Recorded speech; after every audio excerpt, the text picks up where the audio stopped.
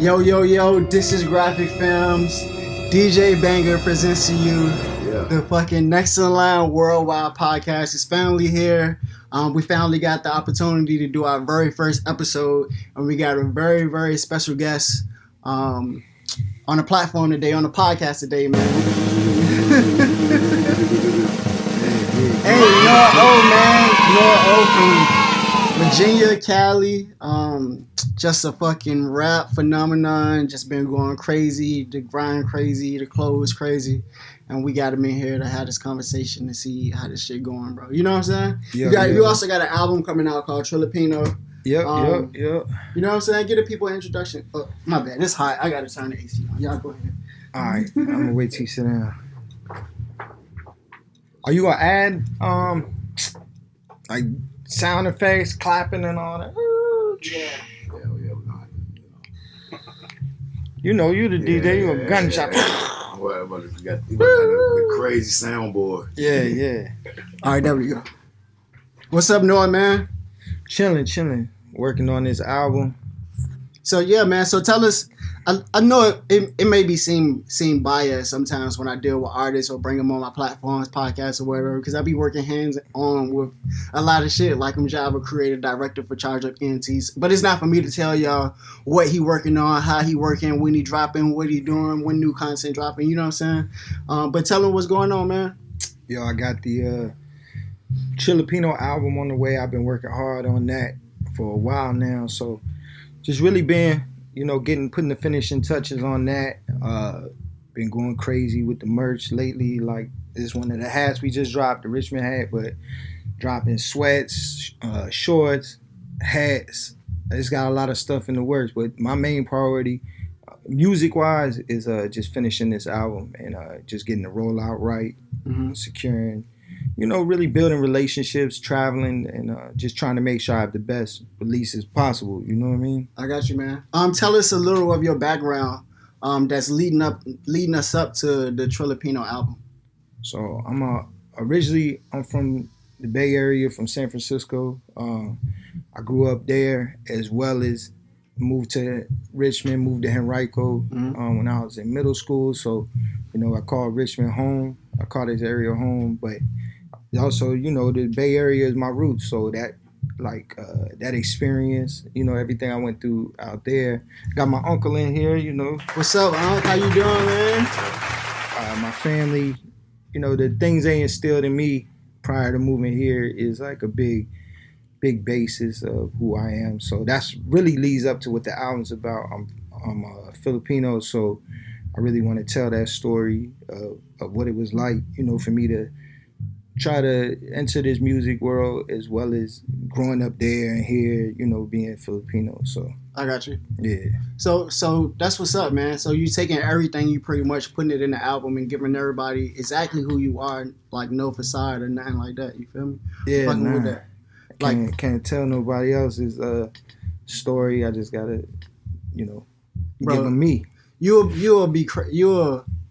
I tell you some of the stories of what some of these music artists did to put on the front for the type of person that they are, or to keep up with what they rapping about in their music, the stories just go and go and go. They don't never stop. You know what I'm saying? Like, at one shoot I'm doing, this guy just goes to the store, buy some Fanta and styrofoam cups, and pour the Fanta in the cup. And you know what I'm saying? Like, this lean. We pulling up. Like, man, like, bruh. Like, self-worth is overrated nowadays. You know what I'm saying? Yeah, like, definitely. I don't know. Nah, I gotta, it's good that we got the internet. You got videos and things like that. But at the end of the day, at some point, I have to get out here in the street. I have to go perform. I have to talk to people face to face. So I always try to approach, like, music it's not, for me, it's not a role or not a creative player. I didn't create myself, so I'll just use the music to really reflect who I am, or share my experiences, tell my story. So for sure, as long as I'm doing that, I'm gonna be good, because anybody who's met me in real life and what you hear in the music, it's the same person. I think I've definitely seen that at times, or where people they saying certain things in their music, and then you got to get out here in the street. You got to get out here and perform. That's what people want to see. So it's like if you've created whatever you've created, whether it's like you got money or whether, you got a lot of women or whether you the biggest gangster or whatever you rap about, that's what people want to see. They want to see if the person they meet in real life lines up with what they've been listening to. And that could either go good or it could go bad, Depending on who you are. Like, depending on who you've created behind your music. But I just try to be true to myself. For sure. Well, I've definitely watched you grow as an artist, right? And this is a question I had. I know a lot of people want to know. I mean, you're kind of known for your creative rollouts. So a lot of projects you've done from the transition of things, being in the mixtape, hand-to-hand street game to the now digital era. Yeah. So, I mean, I ain't gonna lie. I'm waiting to see what kind of rollout we got now. Like, we talking about somebody that rolled out with merch out of this world. I mean, the vinyls, the pop-up shops, the skull caps, the ski mask is, a lot of different things I've seen you make popular, and you sell out of them. So, like, a lot of your fans probably want to know, like, so what's coming out with this rollout? Man, not to cut you off, but not to mention even like before the merch was getting crazy, like bringing artists down, throwing shows, connecting dots, Sway Universe, fucking, and all of the other platforms that he been on, and just his home following, like, you know what I'm saying? Yeah, for sure. Like that's worth more than anything. Being like as a business owner, being able to sell a $50 product to 1,000 people. You know what I'm saying? And them 1,000 people come back consistently and purchase. Yeah. Like that alone in itself is what artists should grind for. Yeah. Outside of the fame, you know what I'm saying? Nah, like that. Like I had experience like growing up when you talked about like how I've transitioned from mixtapes to rolling out my own albums. Like I grew up, I started off doing like street team work. Like working under DJs, under street teams, and they taught me how to get out here and generate attention. And so I watched I watched what the record labels do. Like, what does a record label do to break a new artist? What do? They take this artist. Whenever they would come to Richmond, they would take them to the either like the hood or a community event, or they take them to like the club and walk them around, and then they would take them to the radio station, like let the people touch them and get a sense of who they are, because when I was first starting as a kid, there was no internet, so people had to see you face to face, and that's what they would do with the artists. Like they would take them around.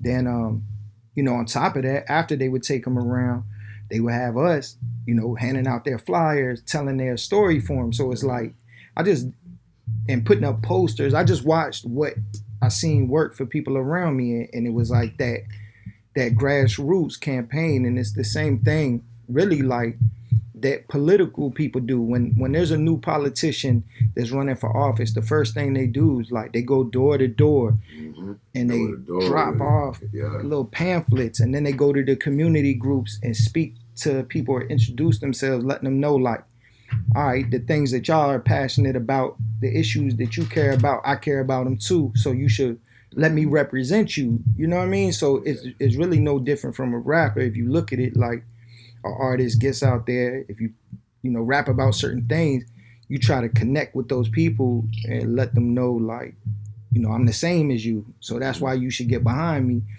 So I just like, I always try to implement that, like, and that starts at home first. Like I've seen artists where, they may not have had to start out from the ground up, but they might get a deal. And this is just in general. Like if you are an artist and you just go from nobody knowing you to getting a record deal, and that record label's doing all the work for you, and they're the one generating the awareness, when you lose that deal, you don't know how to go backwards, reverse engineer that process and go backwards and replicate those steps for your next project. It's like lying on a job application, basically. Yeah, right. Yeah. A lot of us would do that.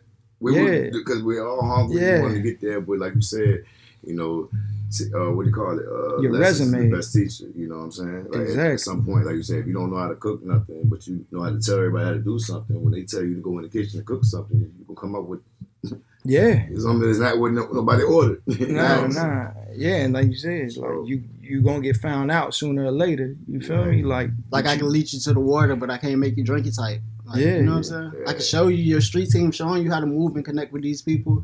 You know what I'm saying? I don't like talking to people. I'm a gangster. Nah, I don't, because I mean I do. You know what I mean? Because at the end of the day, like, I don't look at people, whether it's like people following me or people streaming, I don't look at it like it's numbers. Mm-hmm. I know that each one of these, behind every number, every follower is a real person, and it's something about them or something I'm doing that made them connect with me. Mm-hmm. So it's like, to me, it's not like I just need to get a bunch of followers or a bunch of streams, because I need to figure out what is it that I'm doing that's connecting with them, and then continue to do more of it, you know what I mean, and build upon it. But for sure, what's next? I got a lot of dope like merch and different things that I'm looking at putting with this album that'll help tell that story too. And that's like, you know, sometimes like, or that's what I try to make sure I do, that the things that I'm releasing, like whether it's clothes, it's consistent with who I am. You know what I mean? Like, it wouldn't make sense.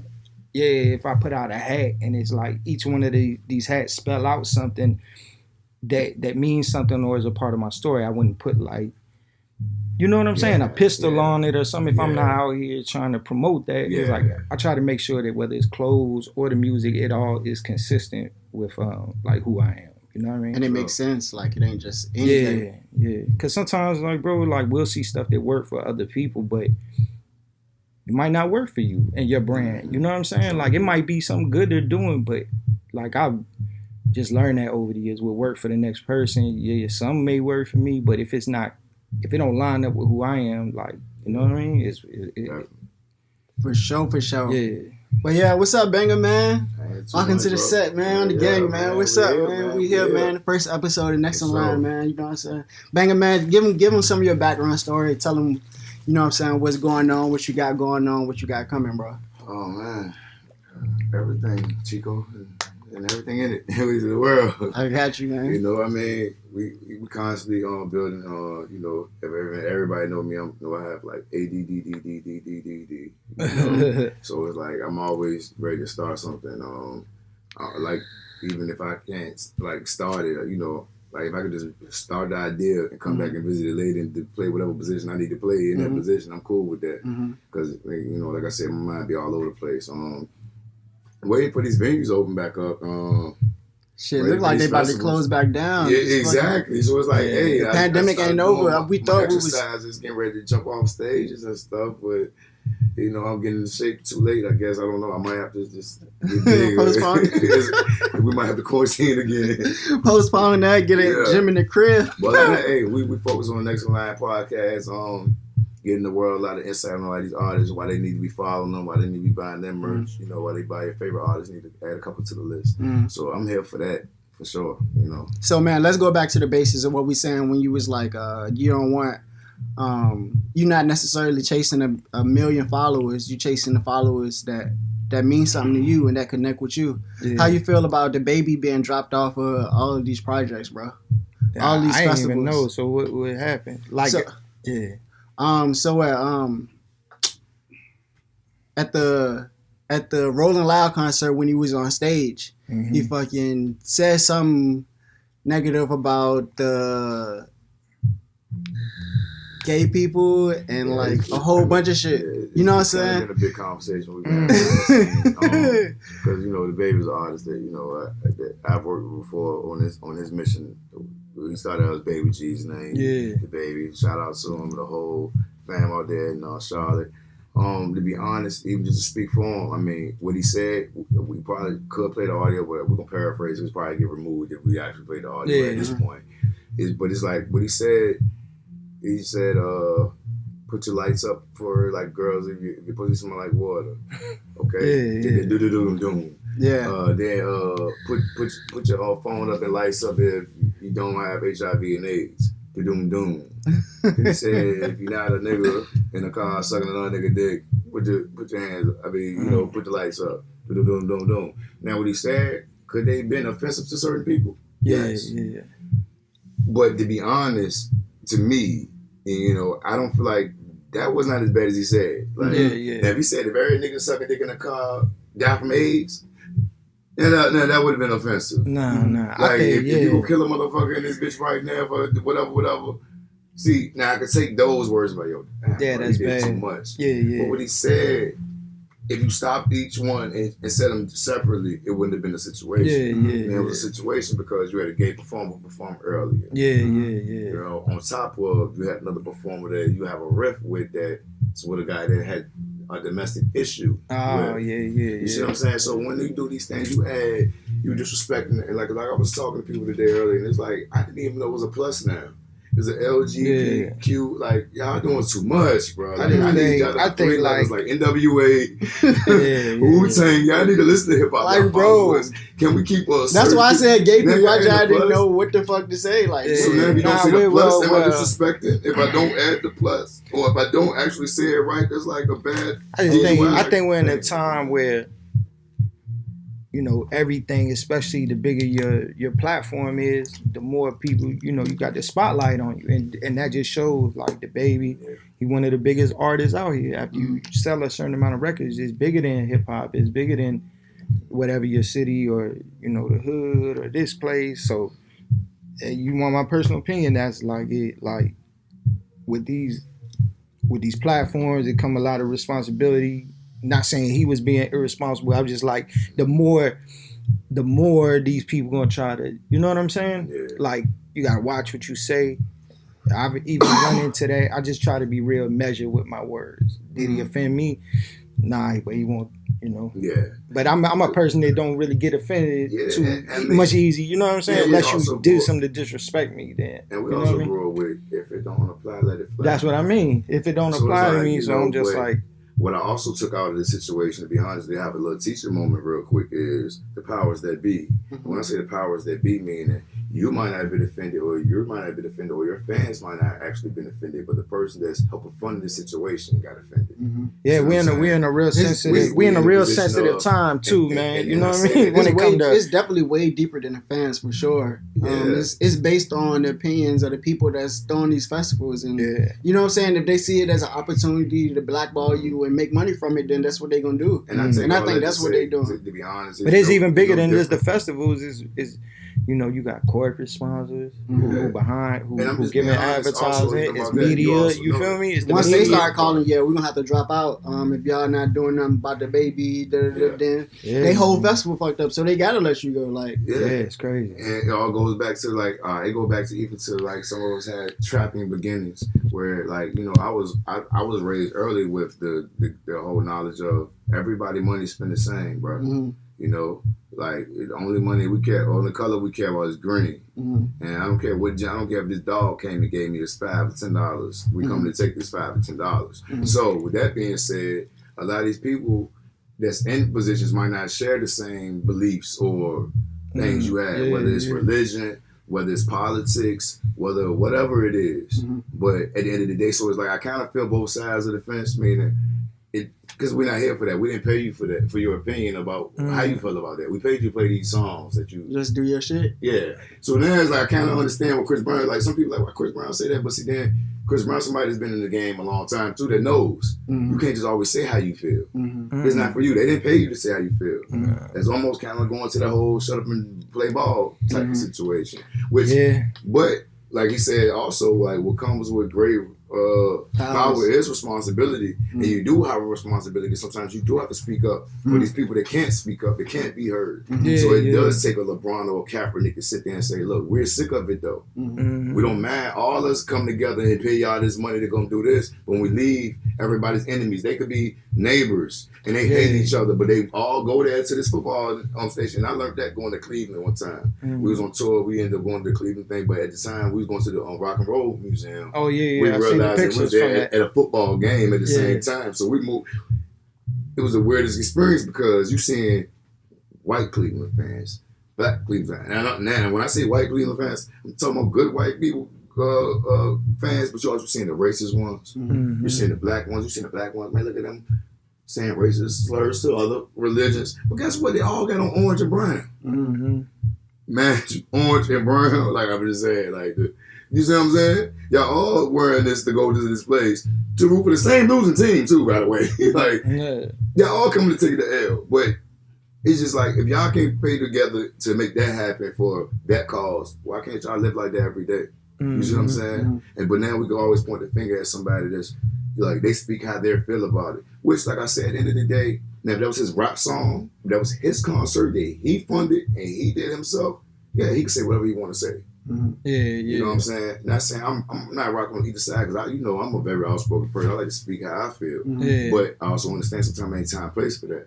That's just like kind of even going to a funeral.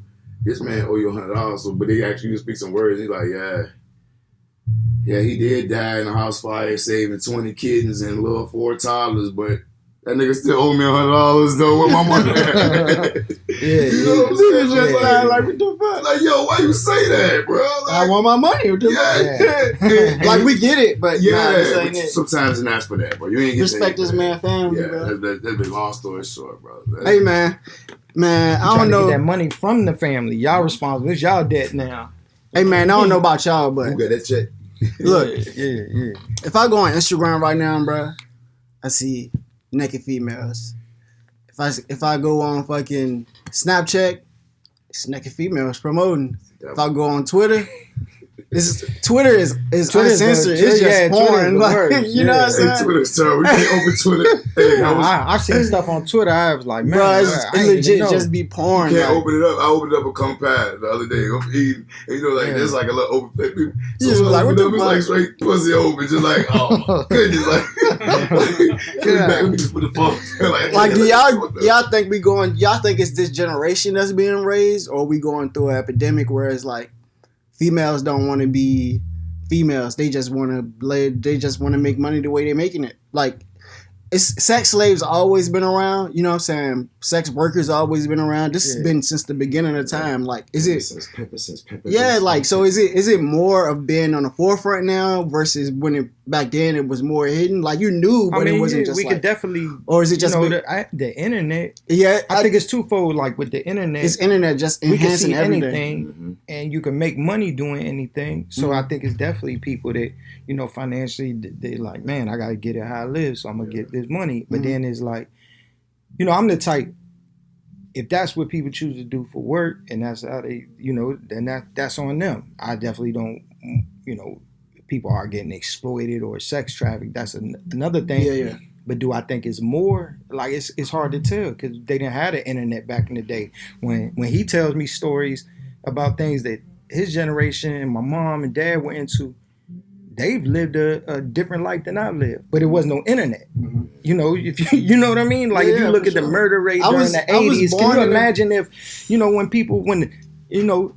in Richmond. I mean, I was born in the time when if there was phones in the 90s and the 80s recording everything, man, we would see all types of crazy stuff. Man, we might not. We had to wait for the news. Honestly, we never knew. Like, I was born in a time when there wasn't internet. You know what I'm saying? So I went to school where we didn't have internet. I had phones where, like, to have internet access, you would have to pay like $100 extra. You know what I'm saying? Or keep stealing little America Online thing. Yeah, the AOL jokes, dial-up internet and shit. Like, I was in that era, so I understand completely. Like, everything just enhanced to the 10. Like, the visibility. I say the visibility is enhanced because if you look at the actual numbers, like I look at it, I always think of it when it comes to crime, right? But when we look at the actual numbers, like, man, there was way more people getting murdered. If you look at the statistics, but you didn't see it. Exactly. Now anytime something happens, everybody knows about it everywhere. And you know what I mean? And that goes to me hand in hand, even with like the police brutality.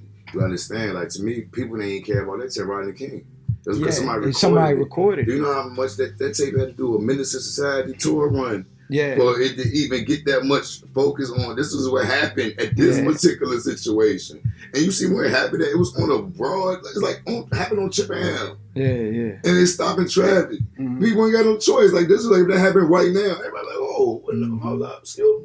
What's going on? And that's another thing too we need to talk about. People need to mind their own business. Yeah, definitely mind the business that pays you. Certain situations. But sometimes, I didn't want to say it like that because that was good that they did mind their business in these situations because it did bring light to it. in that particular situation, but also that too, though. That's another topic for another time, you know. But I got you. But I'm just saying, like he's saying, bringing light to a lot of things that we never seen all these times, like even homosexuality. It's been happening since the 70s, the 60s, the 50s, the Roman times. Mm-hmm. But it was a reason why it wasn't talked about. And we're not gonna go that deep on this podcast either, because we don't want to get an axe already. Mm-hmm. You know what I'm saying? But now it's more acceptable. Get this shit blocked. You know what I'm saying? Now it's more acceptable. Y'all can't upload shit. You know, and it's like, and I understand people, like a lot of people have different thoughts about it, because like, see, a lot of us are parents that we was raised for over years and years of how to raise to reproduce. Mm-hmm. I'm gonna speak on it like that from a perspective, like a professional perspective. You know, I don't have no problem with nobody doing what they do, mm-hmm. but we was raised, like they said, like all those times. So it had to be a certain type of respect. If our parents and all that back then, if they did it, it wasn't because they didn't want to do it, because they were still doing it. Mm-hmm. Obviously, just like smoking weed or drinking underage. You know what I'm saying? Like mm-hmm. some people, but it's just like, you know, you wasn't supposed to do it. Mm-hmm. You know what I mean? Yeah, I got you. It's a reason for that. So now they just making it like that's all cool. So now it's like, okay, so it's okay for my son to take my gun to school too, then, right? Mm-hmm. And it's okay for them to drink liquor with me too, right? And roll my blunts too, by the way. Like, why not? Help him out. How about I show him how to weigh it and everything. Go ahead and OD if you want to. Yeah, why not? Hey, get on the opiates. Ain't that right? I give it to us, don't I? You know what I mean? They give your kids the stuff to stay up and watch TV for thousands of hours at a time, because you got to think about that too. Yeah. When they giving them Ritalin, they give them ADD medicines and stuff like that, like they tried to do with me when I was young. But that's what it would do, make you focus. Mm-hmm. And they'll help me be one of the best DJs out here. But mm-hmm. I'm just saying, like, a kid. So now what are they trying to do? Y'all don't train them to go out and be active. It's our job as parents, right, to make sure our kids stay active so they don't become obese. Like, now we're going into a whole nother level of things, right? Mm-hmm. But not only these things about their health that we got to worry about. Now we have to worry about him chasing it. You know, we don't know. Too much. You know, and it's like, so now what are we doing as parents? Y'all take, to me, they dismembering us even as parents. If I say don't do this in this house, but you can go to school, and they saying, your dad said don't do that, but you can do this at school. So if I tell them don't eat no candy, y'all don't give them candy when you go to school. Mm-hmm. Let's just be that simple about it. If I say my son is allergic to peanuts, y'all gonna tell me that because of what the book said, he's supposed to eat peanuts. But my son can die eating peanuts. Mm-hmm. And I guess what? I also got to pay for this EpiPen that costs a lot of money. Just to leave with y'all, just in case y'all don't listen to me. Mm-hmm. You see what I'm saying? Yeah. And it has to be there when your son starts school. Mm-hmm. You see what I'm saying? So it's just like, it's a lot of questions. Well, it's not even a lot of questions. I think there's a lot of people that got to have conversations with yourselves in the mirror and understand what you stand for. Yeah, and that's what I was going to say. How you're going to raise your situation. Yeah, and that's how we got to stand as, I feel like, moving as a minority, as people in general. Yeah. But definitely us, because I feel like a lot of stuff be pushed to us, like the music. Who want to hear you riding with your daughter? I don't have a daughter, but I got boys, but still, I don't even want my son to idolize these young girls like that. Why is this on the radio? This should be XM radio. Yeah, nah. Nah, for sure. They are getting crazy. Nah, I think about that all the time. Like, and that's where I never tell, an artist, it's art. You know what I mean? Hip hop mm-hmm. is art. But I definitely think it's a time. Like you said earlier, it's a time and a place. There was a time, when I was little, you couldn't hear certain types of records till after a certain hour. Or they mm-hmm. might not got on the radio, period. You would hear certain music in the club, which was club music. Mm-hmm. You would hear street music in the streets if it was too gangster. And then you would hear radio records. Yep, Tony Braxton all day. You know what I mean? But even the hip hop, like for Biggie, if you like study hip hop, like Puffy say, that's why he was incorporating them R&B samples into Biggie's records to get radio play. Yep. But now it doesn't matter. Nope. It don't matter if you got a record talking about blowing somebody's head off, whatever sexual act. It could all be a radio record. So it's just a new time because really what changed it is, or it probably never changed, but what changes, or what matters the most to radio is numbers. If your record is getting a lot of plays, and then still within reason, if a program director, music director, whoever picks your record, because you got artists now where, they might have one of the biggest records on the internet, but you'll still never hear it on the radio. Exactly. So I guess there's still somewhat of a format